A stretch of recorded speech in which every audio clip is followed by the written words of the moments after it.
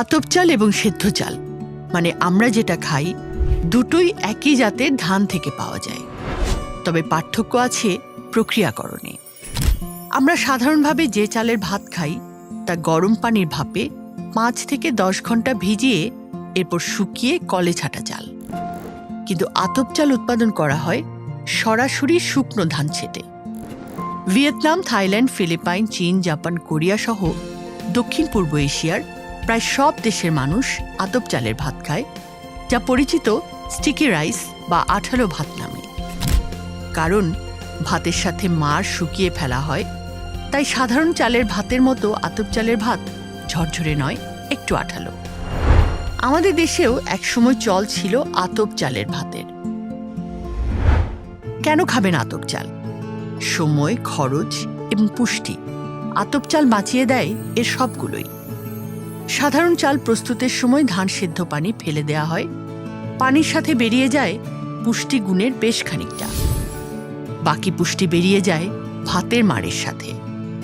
তাছাড়া চাল সেদ্ধ করার জন্য শ্রমিক, চুল্লি বা চুলা, লাকড়ি বা জ্বালানি এবং এরপর ধান শুকানোর জন্য চাতাল বাড়তি পরিবহন।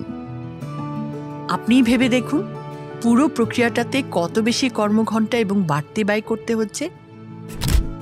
সরকারি হিসাব অনুযায়ী দেশে বছরে চাল লাগে প্রায় 3.5 কোটি টন।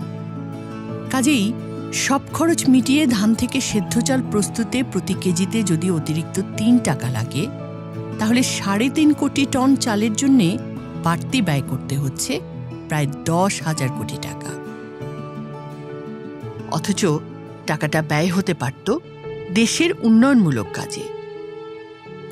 হাস্যকর ব্যাপার হলো এই বিপুল পরিমাণ টাকা কোনো ভ্যালু অ্যাড তো করছেই না, উল্টো চাল হারাচ্ছে পুষ্টিগুণ। ঘুরিয়ে বললে এতগুলো টাকা আমরা আসলে খরচ করছি চালের পুষ্টিগুণ নষ্টের জন্য।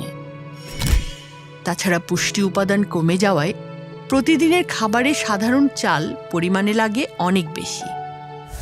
আতপ চালের পুষ্টিগুণ অক্ষুণ্ণ থাকে এবং মাড় ফেলে দেয়া হয় না, ফলে সাধারণ চালের চেয়ে 1/3 চালেই আপনি ক্ষুধা নিবারণ করতে পারবেন।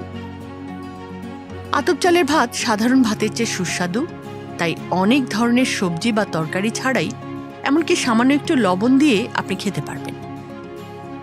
পরিপূর্ণ পুষ্টি পেতে ভাত রান্নার সময় মাড় না ফেলে ভাতের সাথে শুকিয়ে ফেলুন, কারণ মাড় ফেলে ভাত খাওয়া আর আখের রস ফেলে ছোবড়া খাওয়া একই রকম। অল্প ভাতে অধিক পুষ্টি। এখন থেকেই যদি আতপ চালের ভাত খান, তাহলে শুধু পারিবারিক খরচই সাশ্রয় হবে না, বাড়বে দেশের জিডিপিও। এভাবে 5 বছরের মধ্যে যদি আমরা আমাদের খাদ্যাভ্যাসকে পরিবর্তন করতে পারি, তাহলে আর চাল আমদানি করতে হবে না, আমরা পরিণত হব চাল রপ্তানিকারক দেশে।